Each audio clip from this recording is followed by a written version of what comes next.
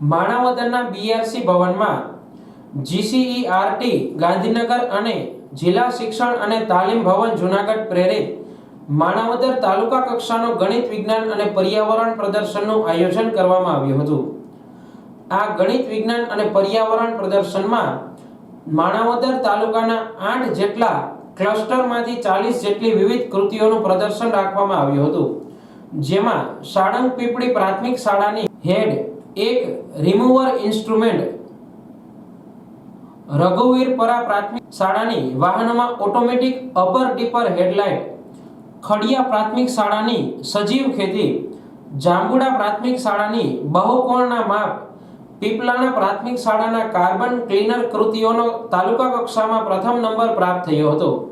હું ભારતસીમાની પીપલાણા પ્રાથમિક શાળા તરફથી તાલુકા ખાતે માણાવદર વિજ્ઞાન મેળાના આયોજનમાં અમારી કૃતિ લઈને આવ્યા છીએ। અમારી કૃતિનું નામ છે કાર્બન ક્લીનર, જે સમગ્ર વિશ્વમાં આપત્તિ બની ચૂકેલ ગ્લોબલ વોર્મિંગની અસરને સચોટ રીતે દૂર કરવાના હેતુથી આ કૃતિ ઉપયોગી થાય છે। આ ફેક્ટરી ઉદ્યોગો જ્યાં હોય છે તે જગ્યાએ થઈ શકે છે। આ ઉદ્યોગોનો ધુમાડો બહાર નીકળી અને આ સફેદ કપડા પર ચોંટે છે અને સફેદ કપડાને ફેરવતા તેમાં ચોંટેલો કાર્બન ટબમાં નીકળે છે અને તેનું બાષ્પીભવનથી કાર્બન પાવડર મેળવી શકાય છે અને આ કાર્બન પાવડરનો ઉપયોગ શાહી, સેલ, કાર્બન પેપર વગેરે વસ્તુઓ બનાવવા માટે થઈ શકે છે।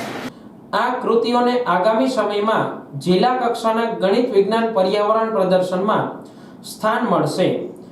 આ તકે બીઆરસી ભવન માણાવદરના કોઓર્ડિનેટર વિરેન્દ્ર ભાટુ, તાલુકા પ્રાથમિક શિક્ષણાધિકારી વિમલ વાઘેલા સહિત વિવિધ શાળાઓના આચાર્યો અને શિક્ષકો ઉપસ્થિત રહ્યા હતા।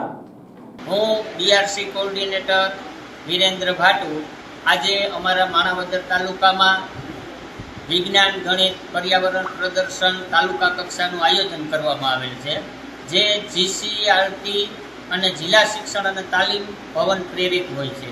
જેમાં અમારા તાલુકાના 8 ક્લસ્ટરમાંથી દરેક ક્લસ્ટરમાંથી 5 વિભાગમાં એક કૃતિ એમ ટોટલ 40 કૃતિ પસંદ થઈ અને તાલુકા કક્ષાએ આવેલી છે, જે આજે અમે તારીખ 1/10/2024ના રોજ સવારે 8 વાગ્યાથી લઈ અને સાંજે 4 વાગ્યા સુધીનું આયોજન કરેલું છે।